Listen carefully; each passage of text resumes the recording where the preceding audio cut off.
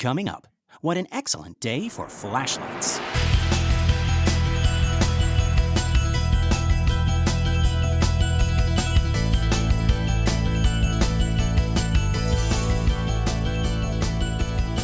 Well, howdy, folks, and welcome to Minute 98 of the Exorcist Minute, a show where we endeavor to examine, extrapolate, and excavate the Exorcist, minute by terrifying minute. My name is Lester Ryan Clark. And I'm Keenan Diaz. And we'll be your holy guides on this journey through what some have called the scariest movie of all time.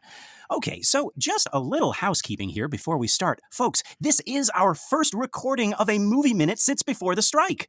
I know we said this in the Believer episode, but it feels so weird to finally be doing this again. So much has happened. We discussed the real-life exorcism case of Robbie Doe and whether he was really possessed by the devil. He really wasn't. We got extra biblical in the Testament of Solomon, where we learned how Solomon enlisted the aid of 36 or 72 demons in order to build the first temple of Israel. Several times. We then explored the history of the devil, including his pre-Abrahamic roots in Zoroastrianism and Greek mythology, and looked at just how much of what we know and love about the devil is actually in the Bible. Not a lot. Not a lot, come to find. But we also played a game of theologians and philosophers with Saint the Hippo, Augustine, and Thomas A. Aquinas, who said that if we can conceive of a perfect joke, then it must exist, just not on our show. That's philosophers 1, theologians 0. No, philosophers... Yes. Finally, we went to hell and back with Dante Alighieri as we covered Inferno, the first part of his Divine Comedy. It's actually pretty funny. Yes. And so now, here we are, on the other side of a four-month chasm, a 4-month Malebolgia, and it is here, as we climb out onto the other side of this valley, that I turn to my co-host and say, Keenan, what do you remember about The Exorcist? Well, there was a book first.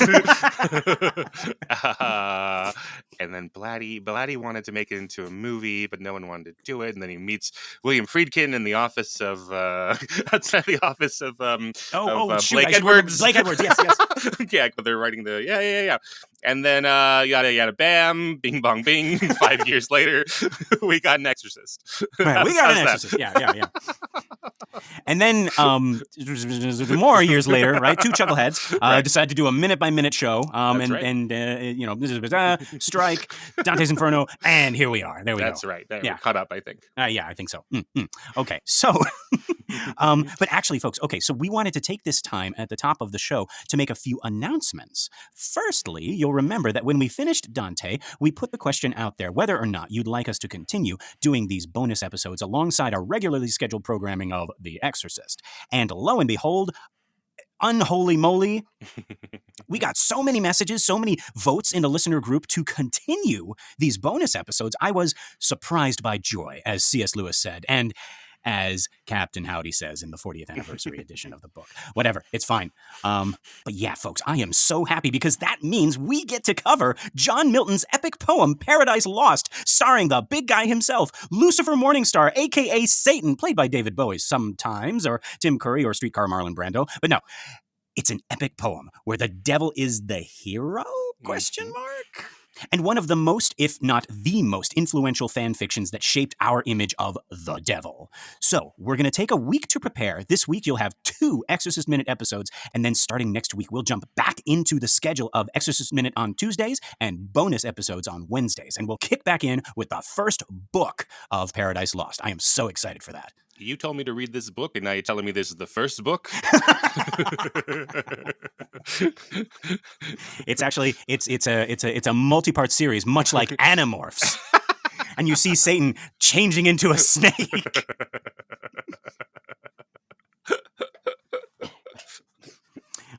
That's actually more true than I would like it to be. Okay, so second announcement. Some of you guys have been asking what we're going to do once we're all finished with The Exorcist. We're getting near the end. Getting close. We actually had several movies lined up and ready to go. Yes, folks, we had a list of movies the whole time. But then... one little movie came along and immediately jumped to the head of the list. It wasn't even on the list, but then I called Keenan and said, we gotta cover this one next. And that little movie, you may have heard of it. It's a little movie called Everything Everywhere All at Once. Yes, we're gonna cover that movie next. Get your hot dog fingers ready, put on your googly eyes, and prepare to be sucked into a bagel. I can't even imagine what the bonus content is going to be for that. Yeah, we're very lucky for that. Some of my students say it's their very favorite movie. Now part of that's because they're maybe younger, so they're only 18 or 19, whatever. But I believe them. Yeah, that's that's a very good candidate for favorite movie of all time. Yeah. Okay, so next announcement.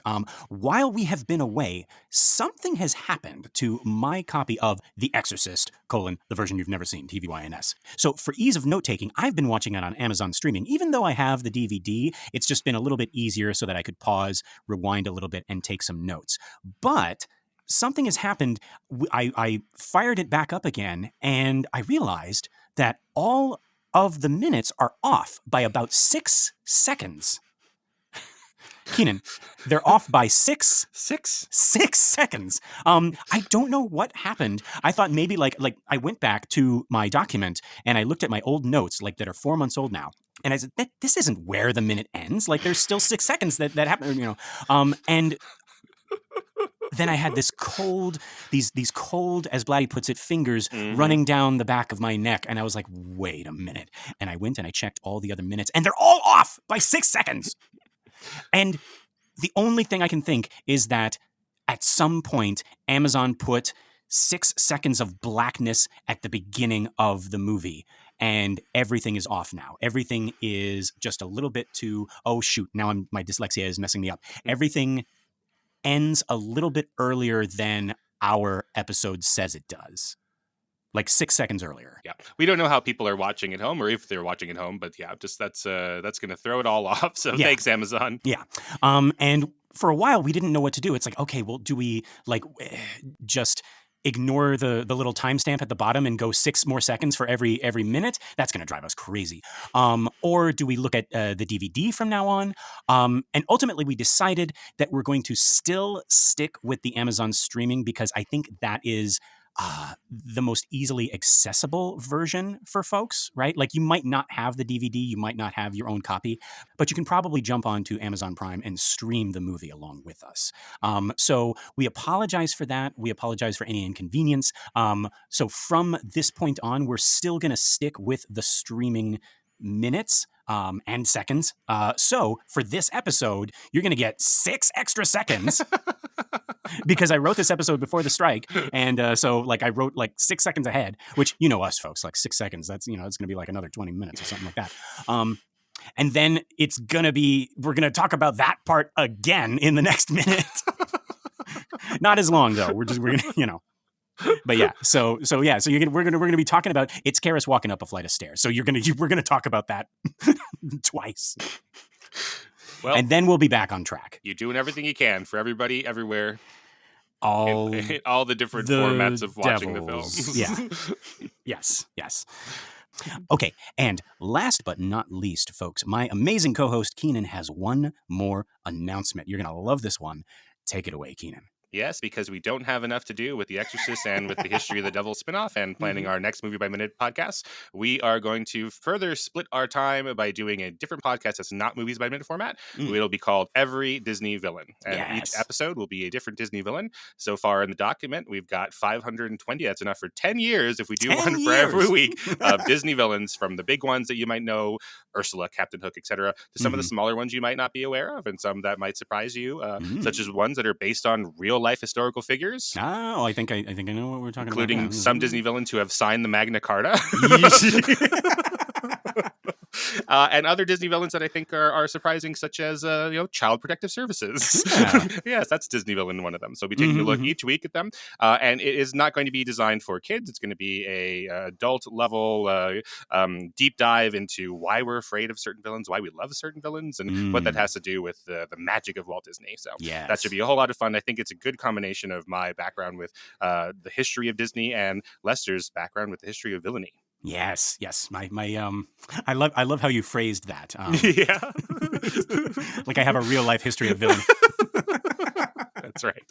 You have a rap sheet of villainy. Yeah, exactly. Love it, love it, love it. And yes, folks, I'm going to be there as well. I'm going to be Keenan's co-host on this one, and I am so excited for this ride. Yeah. So if you don't know, in the Exorcist Minute, Lester does everything, like literally everything. I just show up, and it's going to be nice to help him out and do the opposite. So Lester, just show up. I'm going to ask you embarrassing questions like, what do you remember about what happened in the movie?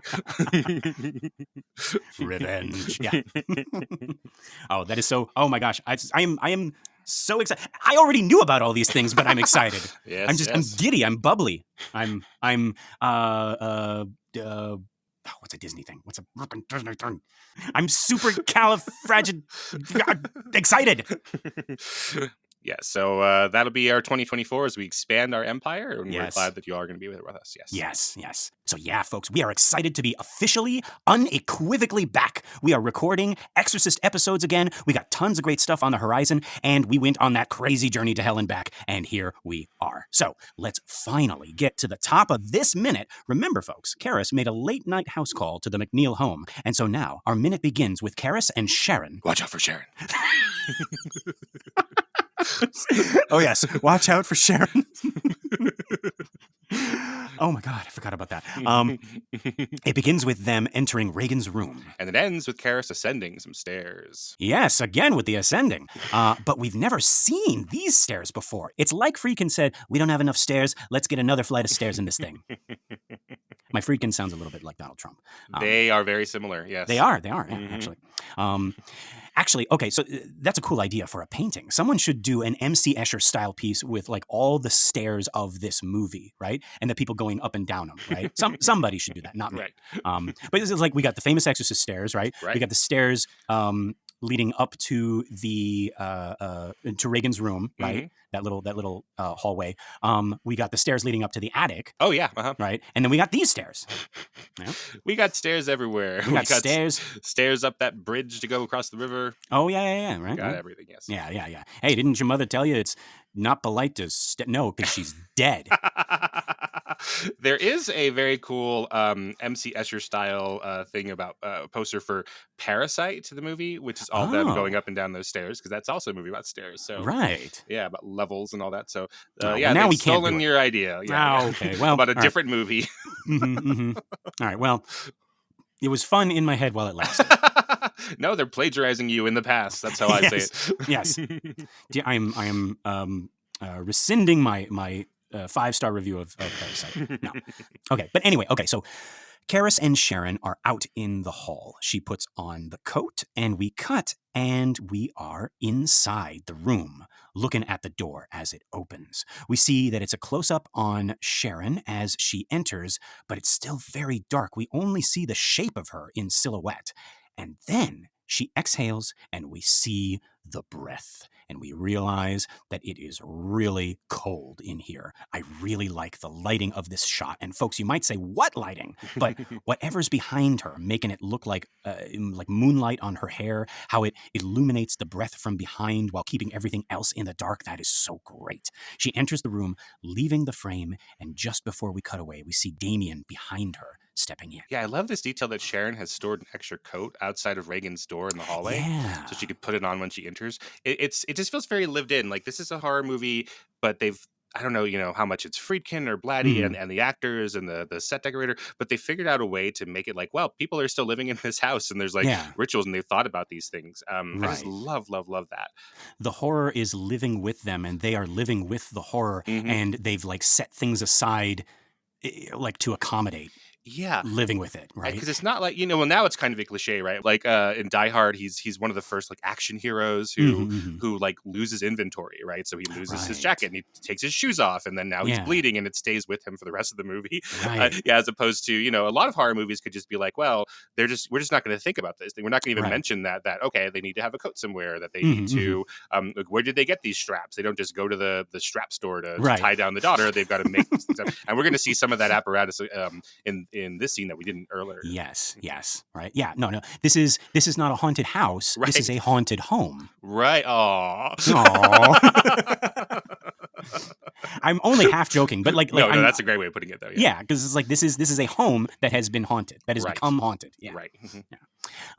Yeah. Okay. So we then cut, and now that flashlight is on finally, and we are traversing various surfaces of this room. I like this shot too. Like, I could not help but think of those deep sea documentaries where like it's completely dark except for like the little flashlight in front of the camera, and we're just like slowly moving across the ocean floor, taking in all the different textures and the weird hills and valleys. And as Sharon's flashlight moves across the bed, that's exactly how it felt. But we must be like deep in the ocean, folks, because the fish that swims up into view looks like it has never seen light of any kind. That's right. It, like an anglerfish or a viper fish. Like, you seen those, Keenan? I don't know a viperfish, but I think the anglerfish with the little it's got a little doodad, a little tumor off the front of its head, right? That's Right. Like, yeah. Those are terrifying. Oh, yeah, extremely. Like just huge blank dead eyes and teeth that look like they've been made of like fiberglass or something like that. I've never thought about it, but it might be like what you're talking. Maybe do you know that? Is it because do they look like that because we are observing them like with this light that we're shining in their face? Do they normally look fine when they're when we're not shining a giant flashlight in their face? I wasn't even thinking of that. I wasn't even so yeah, they just look like Nemo. Yeah. Until the brightest thing they've ever seen in their life is looking right. Yeah. And they're just like, this is the end. No, I would rather, it's less scary for me to believe that they're always like that. They're always just even in the dark. Yeah. Yeah, their eyes are made for different things, right? Yeah, right. They're like they need like just to adapt to the darkness in that. Yeah. Yeah. But not like the other one I was thinking of is a blobfish, right? So not like that. Like, blobfish isn't scary, right? Like it's very strange looking. Almost like in an uncanny valley way. Folks, like, do yourself a favor. Google blobfish if you're near a computer or your phone. What am I talking? You are near one of those things because you're listening to the show. But like if you're not driving, yeah, don't do that. Yeah, or you'll end up looking like a blobfish. Yeah. But no. In every picture, the blobfish always looks like he has just been told that he is ugly. If you just look at no. Like look at a picture of the blobfish right now, and just tell me he doesn't have a face like. Oh. But they might be scary when they're filled up with water. Yes. They might look like. Hold on, I'm going to look that up here. Blobfish underwater. Oh yeah, they look like normal fish. Oh really? when they're filled up with water. Oh wow. Okay. See, I always like unlike the anglerfish. Like I kind of just assumed that the blobfish looks like the pictures you see. Like when it's still like juicy, but it's out of the water, right? Juicy. It's fish. Yeah. Oh no. Yeah, you want to take a look at like dry blobfish. Oh, I've never seen that either. That's not going to look good. Aw. What do you mean, aw? Like dry it's blob? Terrifying. They look very sad to me. Well, I imagine they are. Ugh. Yeah, that looks really unpleasant. Yeah. To be like that. But yeah, I'm reading here now that a blobfish, the reason it looks blobby is because they live so far underwater that when you bring them up, it completely just changes their whole makeup. Oh, because of all the pressure. It's like it's normally pressurized to look scary. Wow. Okay. Yeah, it just like I'm sorry. I got to close this window. We're doing a podcast. Yes, that's right. Okay. On the Blobfish Minute. Oh my God. Yeah, no, it's like now that image. Reagan is not a blobfish. She's an anglerfish. Anglerfish, right? Yeah, that's yeah. But yeah, so back to this minute. We're not way down in the depths of the ocean in some underwater cave. We are in Reagan's room. I love that metaphor though, Lester. That's very, very apt. Thank you very much.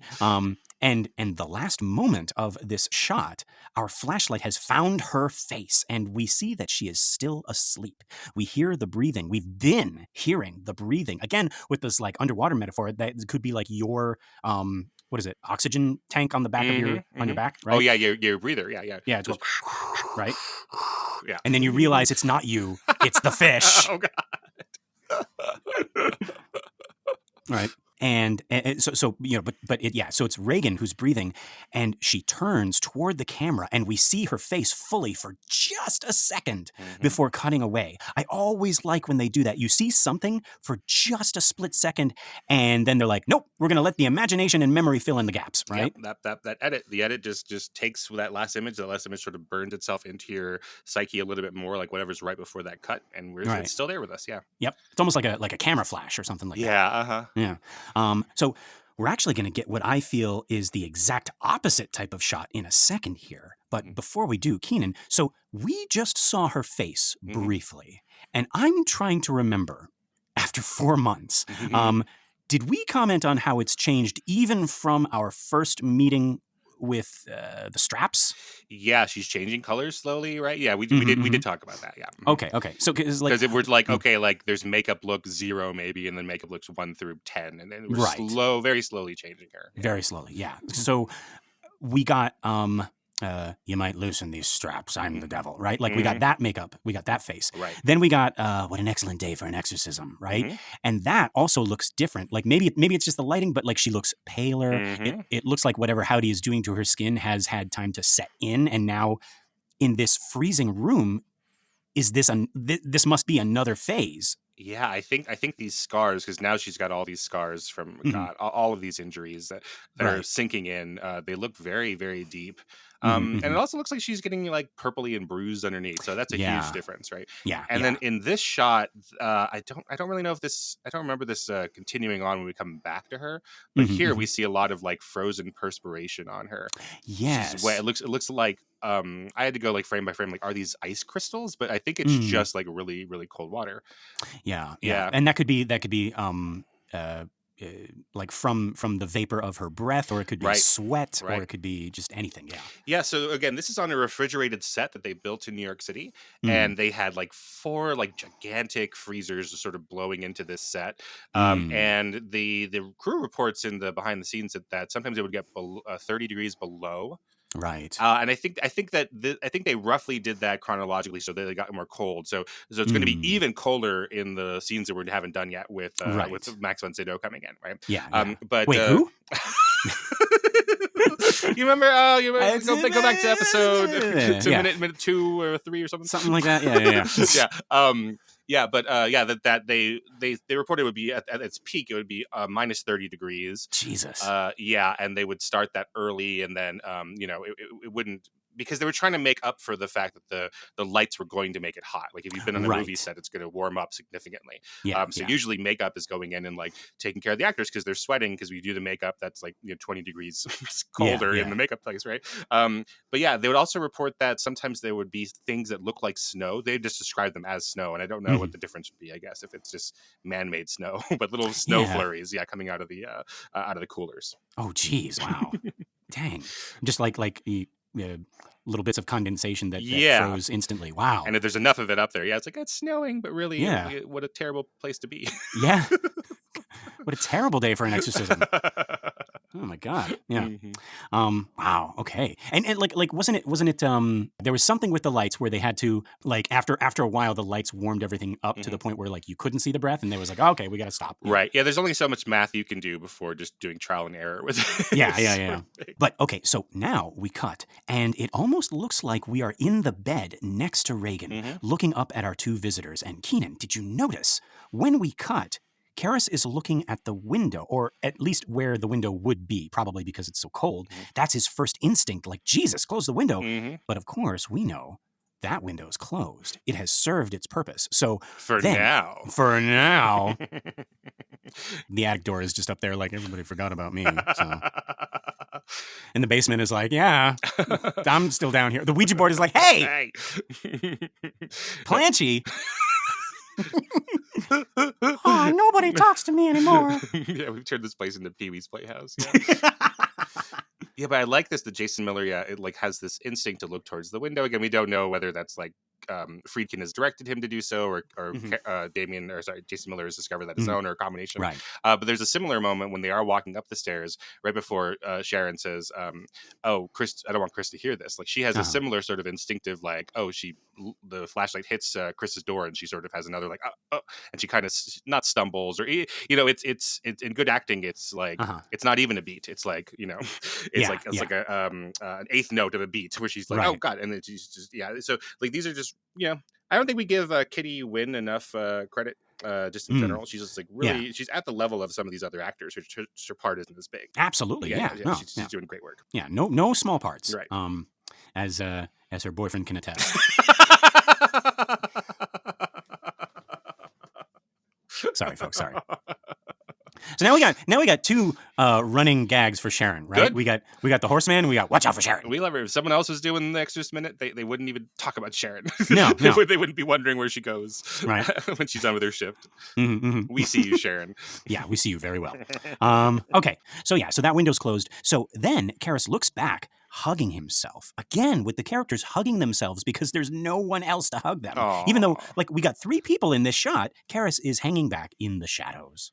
And in the foreground, we got Sharon, and she is peeling back the covers. She reaches for Reagan's pajama shirt, and we cut again, and we are not over the shoulder. We're sort of still on the bed looking directly up at Reagan, who is looking very crucifixy. Yeah. Like right now, even though we can't see her arms much, we see that they're up in that pose, obviously because of the straps. But Keenan, you're right. It really does look intentional here, even down to like how she tilts her head, like in all those Jesus paintings, right? Yeah. I don't know if they have to tell Linda Blair that. They probably just have to tell her like, hey, you're in a lot of pain and it's really hard to, and then we get this. Yeah. But it's certainly a crucifix. And here in this shot, we see a little bit of padding they've placed under her arm. Oh, that I don't know. It could be something that the crew put there, like for the actor, but I think it looks homey. It has like this like light aqua, the color of like a highlighter, and it feels like something that again they're jerry rigging a psychiatric bed for her of everything they could find in the house or everything they can go down to the corner store and buy without drawing a lot of attention. Right. Yeah. And then like, could this be a case of like, I don't know, what do you call it? Like diegetic prop? Exactly. Yeah. Like, exactly. Because it's like Linda Blair needs this probably because she's like uncomfortable in the bed, like lying there for so many hours while they shoot. But like also Reagan would need that too, because she's probably uncomfortable. Right? Yeah. Or I mean, Captain Howdy doesn't care, but like, Mom and Sharon be like, oh, we want her to like be a little bit more comfortable. Right. Yeah. So it's interesting because we're going over a couple of days and weeks into this, and initially they're just like, we gotta strap her down because she's hurting herself, she's hurting other people. But now, like how Sharon has that coat outside the door, they're like, well, now we have to. We're not in emergency mode right now. Things are stable, right? But so what can we do to make this more comfortable for everybody? Right. Like, what are the little tiny things that we can do to live through this? Yeah. I really like that.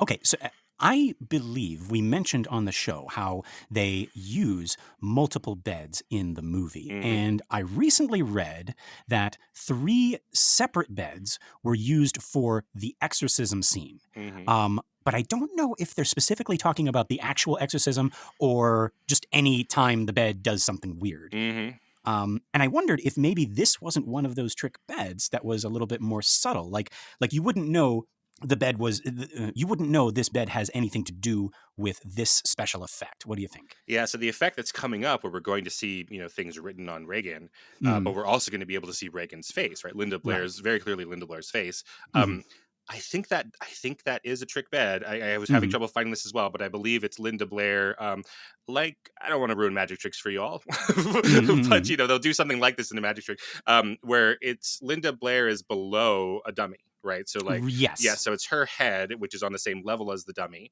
but her body is sunk under this bed. Right. Yeah. Yes. Yeah. So I think that's what's going to happen when we have the writing on her. And I don't know about this first shot where Sharon has just unbuttoned the shirt and we see Linda Blair. I'm not sure whether we need that effect here or not. But as you were saying, it's like really emaciated, like her rib cage is showing, and it looks pretty bad. Yeah. I think as soon as we see like the rib cage poking out and everything like that, I think that's the dummy. But it's breathing. Yeah.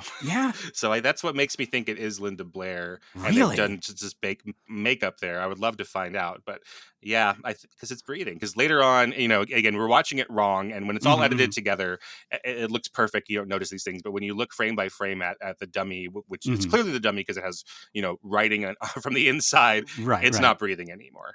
Interesting. So you don't think they like inserted some kind of like air bladder underneath Could be, the but stomach and where it's kind of like going up and down? I didn't see that. Hmm. But I don't know. I think it just would be easier just to shoot Linda Blair's real torso and then use makeup effects to make it look Interesting. like her rib cage is more prominent than it actually is. Yeah. Well, folks, yeah, like if you know, like write in and let us know, because that's a like the fact that both of us are talking about it and wondering how this magic trick is done. I don't think you spoiled the magic trick, Keaton. Okay, good. Yeah.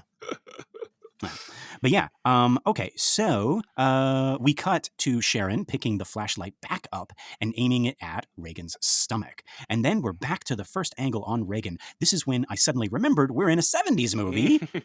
The camera zooms in, and we get this really jarring, really startling scream of violins and other instruments, like sort of the musical equivalent of a jump scare, right? It's like, ah! And I just want to say, like, we're saying, okay, we're going back to the original shot, but it's not the original shot. Oh.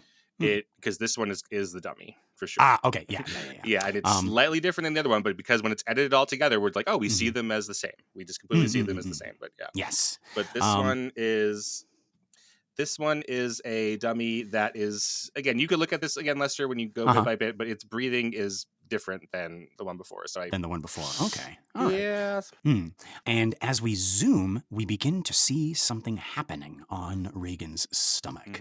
We're starting to see what looks like letters. We cut, and now we're zooming in on Karis's face. Again, it's like, and just as we're sort of identifying with him in this situation, taking in this shocking scene, we cut again as another screech of like polymorphia batters our eardrums, and we see the finished words, "Help me," written on Reagan's stomach. Yeah, so we have Linda Blair, what I think is Linda Blair's real stomach without any writing on it, and then we cut to Sharon with the flashlight, Sharon and Damien together, and then we cut back, and there's a dummy that is breathing a little bit differently. It also has an outie belly button instead of an innie belly button. Oh, and okay. we see the beginnings of "Help Me" written there. If we're really looking and we know what to look for, you could see it, but it is, it's kind of half there. And then we cut to Damien, and then we cut back to a different dummy with "Help Me" very clear. And so just those edits, and again, it's all happening very quickly. We're being directed, by the composition, and we're getting distracted by these reaction shots, which is where the real emotion of the movie is in these performances, and then this music. And so we read it, like you're saying, we read it as the words are coming out, but the words are stationary, entirely, right? But just in those three cuts, we're like, oh, no, help me, a little bit of help me, and then very clearly help me, and it reads like it would in animation. It just reads like our brain puts those things together and says, oh god, we're as if we're looking at it pop out of her belly in real time, but we're not. Yeah, I love that. I love the misdirection there. Right? Yeah. But I was also I also remember reading that this trick was done by painting the words "Help me" like in a certain like type of chemical on the skin, so that it would raise up like with the chemical reaction. Oh, like on the dummy skin? I see, and this is what I wanted to ask you, because God, I wish I knew what chemical it was, because if it's like a safe chemical, you could write something like as you do like a little bit of vinegar and baking soda, and it kind of like fizzes, but it doesn't like hurt you, right? I could see them doing that on actual Reagan's like stomach, right? And then we don't have the problem of like the breathing or the it's like, because it's like it's actually your stomach, versus maybe it is like a some kind of like acidic or like harmful chemical to human skin, but it creates this great kind of like rising yeast effect, and so they do it on the dummy. They mix it with some other chemical. So we have this this documentation that we talked about earlier, where we have a shot of Eileen Dietz, who slaps Ellen Burstyn when she's filling in for Linda Blair, right?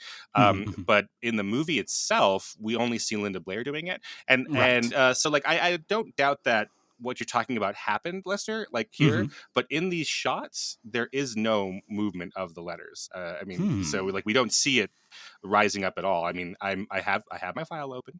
Yeah. I'm going frame by frame in this, and we do not see the letters like popping out in front of us at all. So you know what? They could have done that and just like, okay, that just didn't make it in the movie, and the one that we have that's stationary just works fine. You know what? I wonder. I bet they had the idea to do that. They saw like they were like, oh, if we do this, like this chemical makes the words like appear magically. That'll be great for the shot. And then on the day they tried it, and it was happening too slowly. And they were like, okay, this isn't working. Like we have to, like they're like, okay, hold on it, like focus on the stomach, and we're gonna see the words appear any minute now. And it, and for whatever reason, like maybe it was the lights, or maybe it was just like they didn't use enough chemical mixture. Like it was just happening too slowly, and they realized that like, okay, like the actual logistics of filming this isn't working. So let's do a couple of cuts. Let's wait until it like fully forms, and then we'll shoot it again. All right, yeah. As you're talking, I'm just going back again, looking at this frame by frame. I do not see any actual forming or changing of the letters. Yeah, interesting. Okay, but it certainly looks like that. The power of cinema, baby. Yeah, yeah. It really does look like they're forming in front of us. Yeah. Well, folks, let us know if you have any more insight into this specific effect. From what I remember, I thought it was like some kind of like chemical reaction, but again, what we see in the movie is all that exists, right? Because like all of the cutting room floor stuff, all the stuff that was used to get to that point isn't like we never see it, so it may as well never have happened, right? Yeah, I don't doubt that it happened and they tried it though. If you read that, then I completely understand. Yeah, because it takes a lot of guesswork. They do this for days and weeks ahead of time, and test everything on camera. So yeah. Okay, so quick little aside. In the real exorcism case of Roland Doe, Robbie Doe, there were also words written on his skin. They didn't raise up like this, but they like appeared to be scratches. Scratches formed because they were scratches. Because they were scratches. And as soon as they restrained his hands, the scratches went away. Do you remember our favorite one? Oh, I remember. Yeah. Do you think we should take Robbie back to school while we're staying in Philadelphia? Jeez, but if we keep Robbie out of school for another 6 weeks, and double stuffed Oreos, he'll miss the entire semester until spring break. Unless if we keep him that long, how long should we keep him there? 10 weeks. This devil just doesn't like school, I guess. Yeah, I don't know if some people might have skipped the bonus episode, which is fine. But so they would ask questions where they swore Robbie couldn't hear, and then the devil would scratch answers into Robbie's torso. Right. Yeah. And then once he got restrained and once he got like 24-hour surveillance on him. Oh, that's true too. Once he got 24-hour surveillance on him, there were still scratches, but the scratches were not as clear NOs and not as clear numbers. They were just kind of scratches. And they always seemed to happen right around the time the devil was like, what's that over there behind you? Or, like the priest is doing an exorcism and Robbie, like his eyes go from him to like over the priest's shoulder and he's like, oh, hi, Pope Pius. And the priests look around. It's like, Pope Pius, Your Excellency. He's not supposed to be here till next Thursday. And then suddenly, when they turn back around, there's some new writing on Robbie's arm or whatever. Right. But then it shifted to where, sorry, this is a rehash of this episode now. Yes. But then it shifted. It was less about scratches, and then the devil would have to take over Robbie's voice and say things like, literally, if you didn't listen to the episode, you're gonna think we're just making this up, but literally, like Robbie wants chocolate cake, like literally. And then he would wake up and go, oh, what happened? Did the devil say anything? It said you wanted chocolate cake. He's like, oh, really? I don't know. Sure, if you have some. Yeah. Oh my God. But yeah, so like scratches as opposed to what's happening on Reagan's skin right now, which is like the words kind of like rising up, like as if they're being pushed from the inside. Can't right? fake that as easily. Cannot. Right. That's really hard. But okay, so what do you make of that, Keenan? To rather than have it be scratches, make it rise up from the skin. Yeah, that, and it in the book, right? It's very clear that Kara sees it happening in front of him, right? Yeah, I think that's just harder. This is the evidence, right? This is the evidence that we need finally, that this is real, and then he's going to be able to take this on. Yeah, you can't fake it. It is very, very strange. I don't know what you could possibly do to rationalize this. Yeah. We give Karras enough enough time, he can come up with something. That's right. Yeah. But like, and also just the fact that it's not scratches means that it seems less like Captain Howdy and more like Reagan doing it. Oh, right, because it's from the inside out. Right, because if it was a scratch, that would hurt Reagan. That would be Captain Howdy doing it. Right. But if it's like if it's coming out of her, like these raised bumps, then that's like if it was Captain Howdy, he would just scratch her, right? Well, except that Captain Howdy, as we talked about a couple minutes ago, is trying to get Marin there, right? Oh. And all of this is right. He's backward masking himself and talking to his own multiple personality disorder selves, right? And so I don't know. So it's scary if you think it's Reagan doing it from the inside. If it is this Joker, Skyfall, Black Panther plan of like, oh, I wanted you to see this, then yeah, that's also scary. Oh, dang, yeah. Oh man, I didn't even think of that. I was like, well, it says help me. It's obviously Reagan. It's not, not Captain Howdy saying help me. Yeah, well, it is because Captain Howdy wants the exorcism to happen. Right. Oh gosh, I just like that's something I already knew. Why didn't I even why didn't I put that together? Okay, well, let's examine each of those. But he's better than Robbie Doe at faking this stuff, right? he's got to play some 4-dimensional chess here. And Robbie, Robbie learned to play chess from the priest during the exorcism, but yeah. Didn't he do what we joked movie Captain Howdy did and like flip the board and eat the pieces or something? No, I think he liked just playing chess with them. It was like, okay, well, there we go. Play chess at home. Yeah. I like this ever so much. I never get to play chess at home. All we have is mousetrap. Okay, so that's a really interesting angle, that this might be Captain Howdy saying "help me," and raising it up out of Reagan's skin. I also want to look at let's just hypothetically say that this is Reagan, which is what I thought at first. Sure. What are the logistics of that? Like, does she where is she? Where does she go when Captain Howdy is possessing her body? I don't know. Is she does she exist? Like, we say it's like Ship of Theseus, like, this is my body, this is my arm, this is my nose, this is my face, right? Is she still kind of like filling up her whole body, or is she like a presence in the back of her own mind? She is, she's not in that tape, right? She's not one of the voices, right? Right. Yeah. That's terrible. Sorry, it's making me think about this.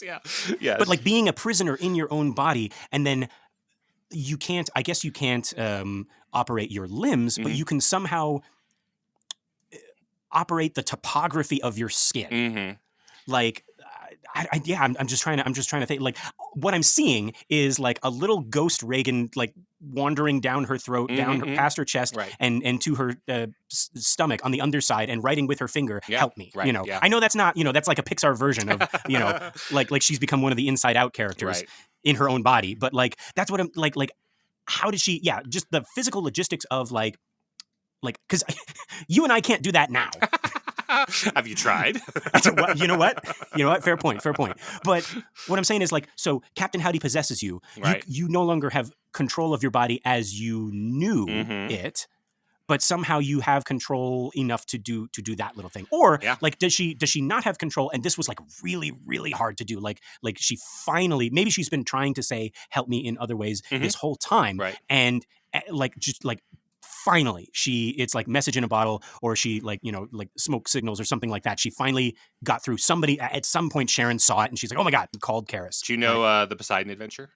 And we were just talking about Theseus and Poseidon and all those other. No, don't worry. There's no real Poseidon. It's a cruise ship. Okay. It's a disaster movie from the 70s. It's maybe the best of those. And it's a cruise ship on New Year's, and they get hit by a tidal wave, and it flips over.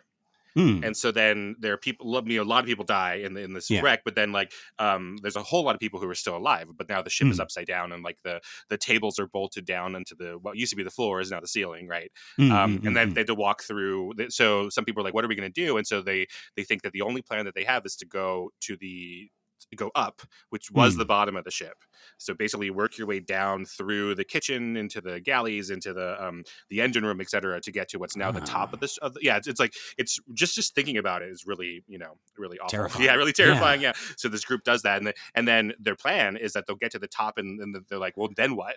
Right. And they're like, we'll just knock on the bottom of the ship until someone hears us, which is also just terrifying, right? We're gonna do all of this stuff. So they go through the engine rooms, and none of them are like ship's people. They don't know the engine room, but then it's upside down.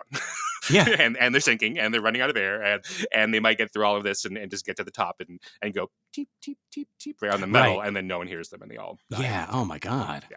Oh geez, yeah. But that is a perfect analogy, because like that's what I said. Like Reagan is in a dying vessel, right? Like it's a sinking ship, and she's like, part of her is trying to find any way to call for help, and this is what she manages, and thank God somebody sees, right?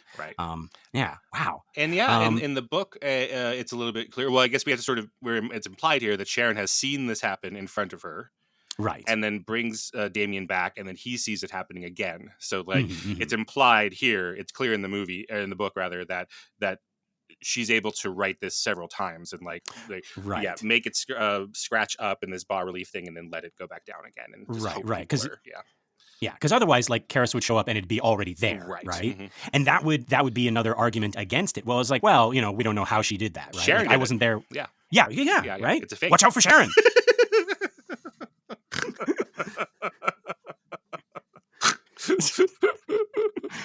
So this is the only way that it could possibly happen, that it could convince Karras, is that he sees the words forming, right? Yeah. And okay, so Friedkin, or I guess Dick Smith, or both, they took it a step further, because Blatty describes it in the book as bas-relief script rising in clear letters of blood red skin. We don't have any blood here, and I think that's even scarier. Bleeding would indicate that she's, I don't know, fresh and healthy, like she's hydrated, like here it looks like she's no longer producing blood, right? Like she's reached a stage of malnourishment and almost putrefaction, right? Like her skin looks dead. She really does resemble a creepy fish in that way, with this like white fishy skin. And we can see there's bruises and cuts still on her body and face, but it's almost like her body is saving all the blood it has. It barely has any left. Oh, yeah. The purple, yellow. Yeah, exactly. It looks like she's decaying or something. She's purple, green. Yeah. I don't want any red. Even her cuts that she has in her face shouldn't be, right. They look red, but they look old. Right. Yeah. They because like bright red would like indicate, like, say, that's a healthy person. Right Yeah. there, right? Yeah. Yeah. That's your immune response, Reagan. Exactly, right? I also want to call out the handwriting here. They could have made it scary, again, like jagged scratch marks or whatever, right? But Sharon points out that this is Reagan's handwriting in the book, and that does look like a kid's handwriting. Oh, yeah. Right? Which is also creepy out of context. Like kids' handwriting in a school notebook or on a drawing or on a fridge is okay, but like on a mirror or on a wall or on someone's skin, it's immediately creepy, right? Yeah. Like I feel like that horror trope is played out now, like the creepy kid trope. Yeah. Actually, could this be where it started? The creepy kid trope? Yeah, the creepy kid, and then like now you see kid writing in a horror movie, and it's like it's never good. It's it's never like have a nice day. Well, no, actually, it would be have a nice day, but it would be creepy, right? Right. Well, I don't know about the writing part of it. My colleague here at UNLV, Heather Addison, does, when she teaches the horror class, she does it really smartly. She does it like, because I would do it chronologically or something semi-chronologically, and she instead each week is a different fear. So it's like, we're going to watch a movie and talk about like the fears that it talks about, and then read some sociology and psychology about like why this fear might be. And then you can take this out and see other ones. So she has a week for fear of children and a week for fear of old people. Like we seem to have both of those things, right? Yeah. So like, yeah, in The Shining, it's both, right? We have the right. Yeah. But so I don't know about the writing part of it. That's really interesting. In movies, there are a couple of in the 50s. I can't think of anything earlier than the 50s, but there's one called The Bad Seed, which is a little girl who it's based on a play, and we're just told that she was just born bad, and she just kills people in the neighborhood, and Oh my God. like makes it look like accidents, etc. And then Mm-hmm, the mother is able to talk to her and like, why are you like this? Why are you like this? And she's like, that's just who I am. This is how I am. And it's like this fear of post-war, like fear of the like accepted norms of like, well, you're just supposed to have kids, right? So even if you don't want to have kids, you have kids, and then what if they come out bad, and like it's your fault, like it's even if you've done nothing wrong, the fact that you made the kid and the kid is wrong is your fault, right? Then there's also like Children of the Damned. Do you know that one? Or Village of the Damned, sorry. Oh, Village of the Damned. Yeah. And the sequel, I think, is Children of the Damned. But yeah, that's just one where they show up in the middle of this it's Children of the Corn is kind of similar, but yeah, Village of the Damned is they all look identical, these kids, and they don't want people there, and it seems like the whole town is run by these kids, and it's like, yeah, other people's kids, that's creepy too. So your kids are scary. Other people's kids are scary. Kids, bad news. Village of the Corn. Yeah, but I can't think of it before the 1950s. Really, I'm sure there's examples, but yeah, I think it is. What about the the Twilight Zone episode with the kid who is God, basically? Yeah, that'd be in the 60s. Yeah. Oh, okay. Yeah, no, exactly. Where he has godlike powers, but he is like the gods of old, right? Who aren't good. Right. So it's not like Jehovah, who is good, or at least we think has his reasons. He just is childish like Zeus, but has all the powers of Jehovah. Yeah. Yeah, that's very good. And he wishes you into things. Yeah, but I think that's part of this, I don't know. I'm sure there's other examples before that. I just can't think of it. But like this post-war idea of like, like you doing what you're supposed to and living out the typical life that everyone wants you to have. And now you're starting to think like, well, geez, there must be other options than being a mother, being a father. Exactly. Yeah. Oh man. Yeah. Kids, folks. Watch out for them. Watch out for kids. Yeah, you might have a kid right in the room with you right now. You listen to this. If you're not careful, if you sin like those people in horror movies, it's not Jason Voorhees who comes after you. It's a kid.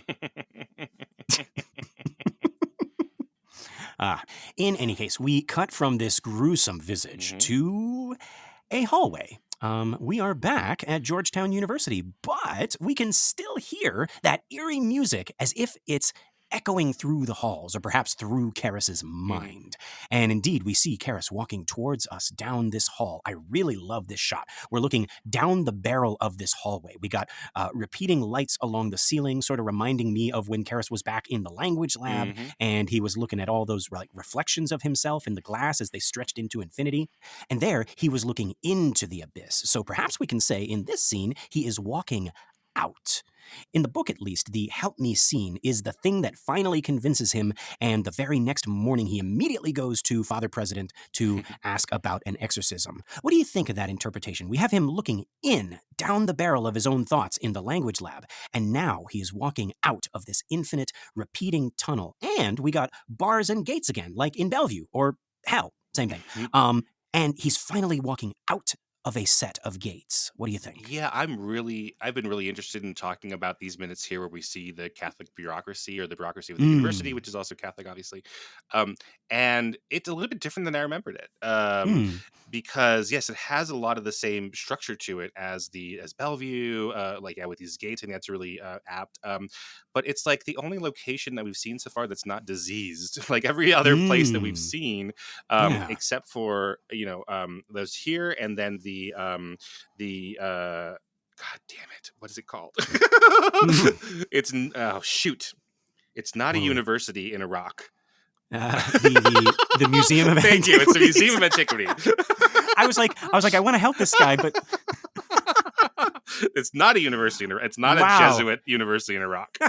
Right. Yes, It's the a Museum of Antiquities. Yeah, yeah. Antiquities. But yeah, Wow. both of those locations are not diseased. Like everything else, like Right. even when it's like, oh, we're in Reagan and Chris's house at the beginning, but it's something is off about it, right? Mm-hmm. The when he goes to the bar with Tom, something is off about it. And this is the only one where it's like, Right. okay, we have all the trappings of what you're talking about, but Mm-hmm. it's nicer than I remember. And it's open Right. and clean and friendly. Yeah, it just wasn't how I remembered this. Right. It has the look like I say, it reminded me of the Language Yeah. Lab. It reminded me of Bellevue, Mm-hmm. but it like the just like the physical kind of like decoration of it Yeah. reminded me. But then the mood, the feeling, it's like we're not in hell. Like No. we are finally walking out of Right. hell Yeah. and into this clean, like healthy place, like this undiseased Yeah, place, it's as you say. Yeah. balanced, it's lit well. I mean, we've seen the outside of this building because this is Healy Hall. So we've Right. seen the Yes. outside of the building, and they shoot it off, right? They shoot it a little bit Mm-hmm. colder feeling, and the Mm-hmm. camera is unsure of itself when Chris is there, Mm-hmm. and something is weird about it. And here, Yeah. so it's the exact same space, like literally the same place. Mm-hmm. But the way they're filming, I think it has a lot to do with the lighting and then the framing, which makes it feel not so open that we are like worried about things coming out from the sides of us or anything, Right. and not so closed that it feels claustrophobic. It's just balanced. Yeah, exactly. Okay, so now, once again, folks, the camera does this little trick here. Karras reaches the camera, and then we turn and follow him, revealing another set of stairs, which Karras ascends. And the visual symbolism here. We got the cross carved into the banister, and at the top of these stairs, we see a painting. I really wish I knew who this was. I thought maybe Saint Ignatius Loyola. He appears to be an important saint in Georgetown, but that doesn't look at all like the depictions I've seen. So I don't know. Might not even be a saint. Might be like a founder or something.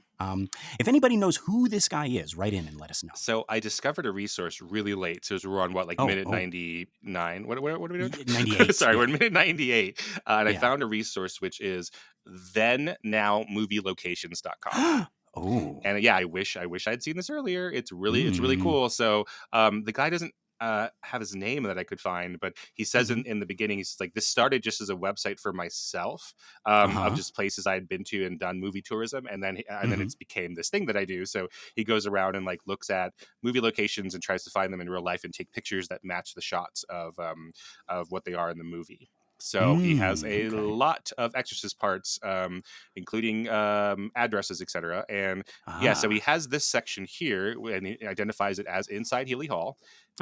But he does not say who that picture is of, unfortunately. So, but apparently, I mean, I don't want to promote wandering onto the Georgetown campus, which is the private university, and going into Healy Hall and just poking around. But it looks like it can be done because it's a public place. So this guy got in 2019, which is, a very different time.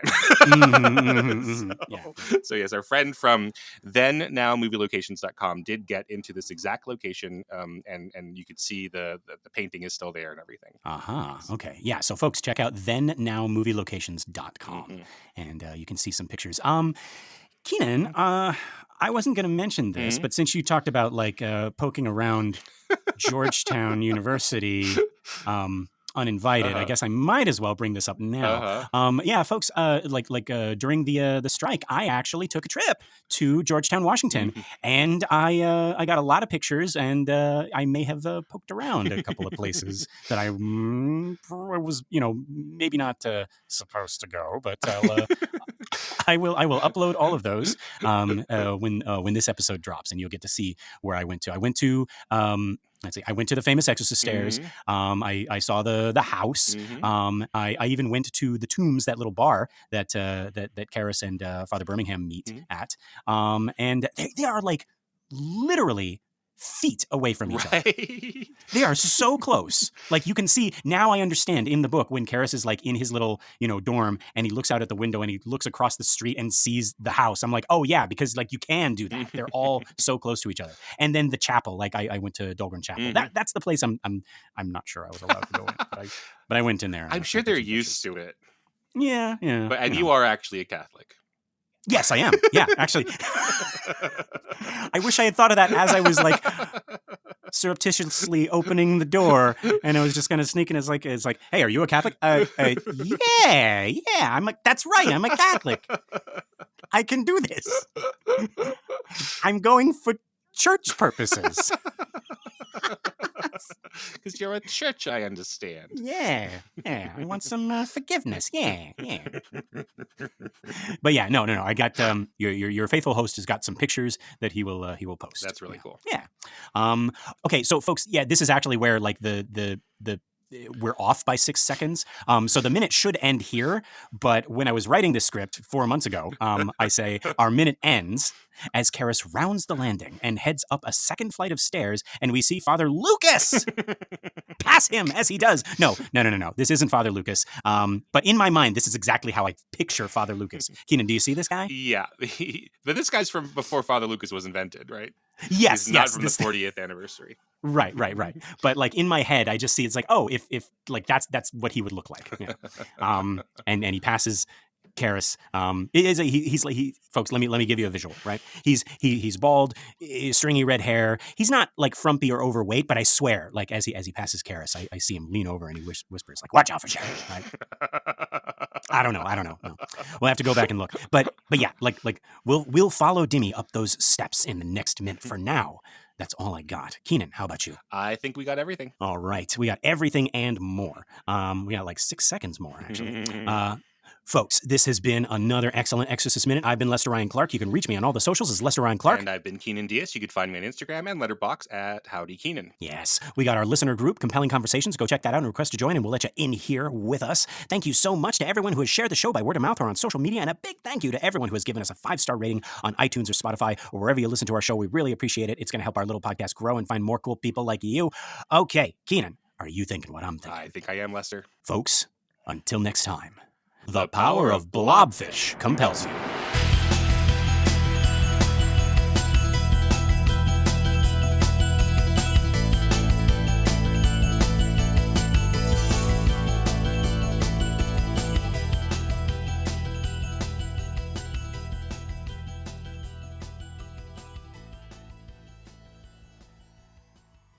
Well, yes, I looked over your resume, and it seems like you have some very good qualifications, Mr. Fish.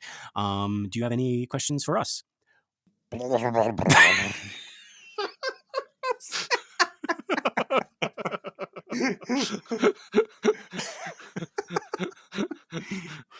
You, Mr. Fish, you look so sad. Is there anything we can do for you? I don't think you're allowed to ask me about that.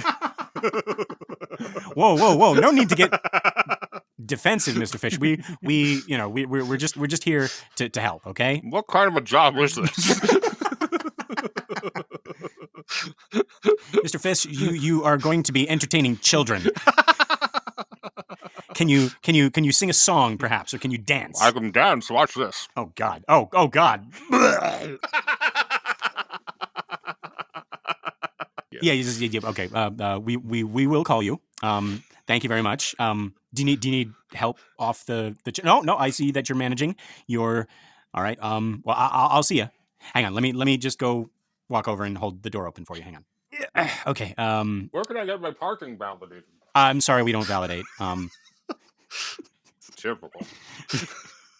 So we'll be seeing you. Expect a call in the next 3 to 5 days.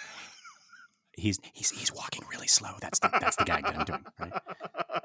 He's kind of just flopping. Right. All right, hold your horses. I'll get out of here. Yep. I have another interview. No. Of course, you take your time. You take your time. Go on, flash as I crowd. Yeah. If we hire you, are we going to be needing to accommodate you in this way? Like, just it would be like 8:30 is the time, and so you would need to get here like maybe 15 minutes beforehand just to prepare. You'll be hearing from my lawyers. Oh God. He just picks him up and chucks him out of the window. What an unfriendly fish, God. If you all at home think the fish was the problem in that interview.